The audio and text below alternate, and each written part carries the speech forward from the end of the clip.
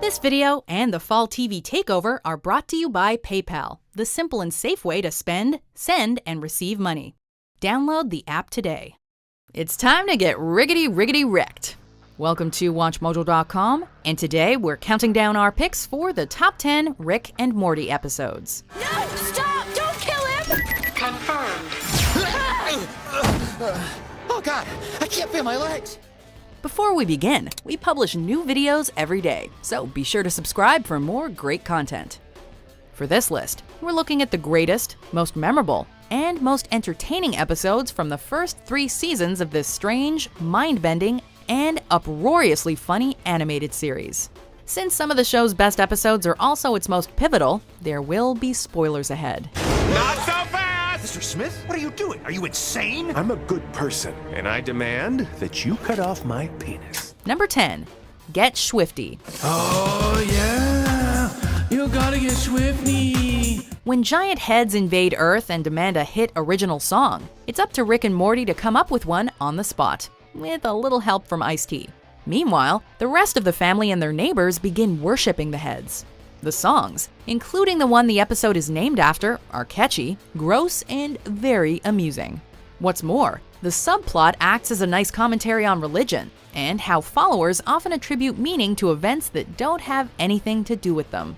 Boo! Not cool! I'm the only one that speaks to the head. Disqualified! The head's disqualified vagina! Get him! Disqualified! Our opinion of the episode can best be summed up by the giant heads themselves. I like what you got. Good job! Yeah! Number 9. Autoerotic Assimilation. Oh boy, these are my grandkids, Summer and Morty. Summer, Morty, this is Unity. We sort of used to date. During an adventure, Rick, Morty, and Summer encounter Unity, a hive mind Rick used to hook up with. While Rick and they reconnect, Summer tries to free the people Unity controls, only to discover they might be better off this way. Back at the Smiths, Jerry and Beth argue over a secret basement lair of Rick's, as well as a prisoner he's keeping. He's probably harvesting this creature's organs. Probably racing to cure its space age. He's going to eat it. He's protecting it! Shut up! Full of rare insights into Rick's character, Autoerotic Assimilation also features one of the series' darkest and most depressing endings, when Rick attempts suicide, demonstrating that the show is more than just a zany comedy.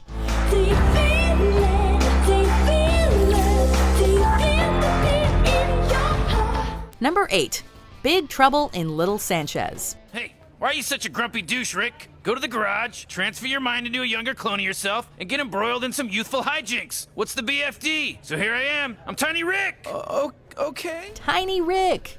After transferring his mind into a younger cloned body to hunt vampires at school, Rick rediscovers the joys of youth, which leads to a closer bond with Morty. However, Rick's time spent out of his original body begins to take its toll, as Summer soon discovers. Elsewhere, Beth and Jerry attend alien marriage counseling and find themselves in grave danger when their toxic, codependent relationship becomes personified. Your demonized mythologizations of each other are cooperating. Isn't that good? No! No! It's bad! Full of insight into the characters of the 3 adults, as well as high school antics and some creative action sequences, Big Trouble in Little Sanchez proves that good things come in tiny packages. Let me out! Let me out!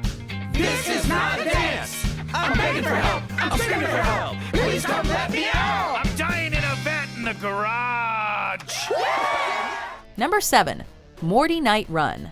Do you have the weapon? Can we please? This is my grandson, Morty. Hi, Morty. I'm Krombopolis Michael. I'm an assassin. I buy guns from your grandpa. After Rick sells a gun to an alien assassin to fund a trip to an arcade, Morty decides to stop the killer and rescue his target, a living and singing gaseous cloud. However, he eventually discovers that the hitman may have been doing the universe a favor. Prior to this, the pair drops Jerry off at an interdimensional daycare for various versions of Jerry, leading to some funny, if pathetic, interactions. I don't know how this works. Help me. Hey, What the hell? I know, right? The Cloud, known as Fart's musical numbers are whimsical and terrifying. The arcade sequence is hilarious, and Jerry's daycare leads to a popular fan theory that the events of the episode may not even follow our Rick and Morty. Hey, wait, do you have 5126? I'm not sure. Morty. That's a Blips and Chits ticket. What? Way to go, Morty. Whatever. Wait, what? All right, come on, Jerry. Number 6. Total Rick-all. We could be infested with these things, so we gotta keep an eye out for any zany, wacky characters that pop up. Ooh-wee! Whatever you want, Rick. We're here to help. Thanks, Mr. Poopy Butthole. Rick locks the house down after an alien parasite inserts itself into the memories of the family and begins fabricating friends and family members that become increasingly outlandish and bizarre. The flashbacks provide a unique element to the episode that also gives more insight into the relationships between the family members, as well as some truly side-splitting cutaway gags. Rick and Morty always manages to put inventive spins on sci-fi premises, but this episode does it more creatively than most, and combines elements of a whodunit. Plus, who doesn't love all those catchphrases? Grass tastes bad. Number 5. Pickle Rick. I turned myself into a pickle, Morty! Boom! Big reveal, I'm a pickle. What do you think about that? I turned myself into a pickle! To get out of family therapy, Rick turns himself into a pickle. When Morty thwarts his attempt to turn back easily, Rick ends up on a solo adventure through the sewers that ultimately leads to his involvement with some shady people in a plot reminiscent of an action movie. Meanwhile, the therapy session explores the new dynamics of the family after Beth and Jerry's divorce. Well, at least when they're not getting sidetracked talking about Rick's pickle transformation. Pickle Rick really shows off the ingenuity and creativity of both the show and Rick himself, and is a fun action romp to boot. This can only end with one of us dead, and I have never died. That'll be your downfall, Jaguar. Not being open to new experiences. Number 4. Rick's Minutes and Interdimensional Cable 2, Tempting Fate. Glenn, this is a court order. It says you can't eat shit anymore. All right, Jerry, when you're right, you're right. Now I'm hooked. Both of these episodes are so similar and have their own strengths, so we honestly couldn't decide between them. The 2 episodes each see Rick hooking up a cable box that lets the family see TV from other dimensions in short sketches that were entirely improvised. These range from the hilarious, such as the Two Brothers preview, to the bizarre, like the Plumbus construction demonstration. That leaves you with a regular old Plumbus. I always wondered how, Plumbuses got made. The B plots for the pair of episodes are very different though. Rick's Minutes sees a touching look into Beth and Jerry's lives without each other, while the sequel episode sees Jerry facing an impossible and hysterical genital decision. Tragedy or comedy, the choice is yours. Nobody exists on purpose. Nobody belongs anywhere. Everybody's gonna die. Come watch TV. Number 3. Meeseeks and Destroy. You make a request. Mr. Meeseeks, open Jerry's stupid mayonnaise jar. Yes, sirree! The Meeseeks fulfills the request, All done! Wow. and then it stops existing. Oh my god, he exploded! Trust me, they're fine with it. Rick allows Morty to pick their next adventure, and while a whimsical fairy tale-like outing appears to be in store, it gets progressively darker as time goes on. No! Stop! Please! Stop being such a tease, you sweet little... Back at home, the Smiths plot features their attempts to use Meeseeks, task-performing artificial creatures given to them by Rick, to solve their problems. This quickly spirals out of control, thanks to Jerry's inability to follow through, both literally and figuratively. The series had some strong episodes before this one, but this first season episode is where Rick and Morty really begins to hit its stride, as both plots are riveting, funny, and memorable. What the is going on? Number 2.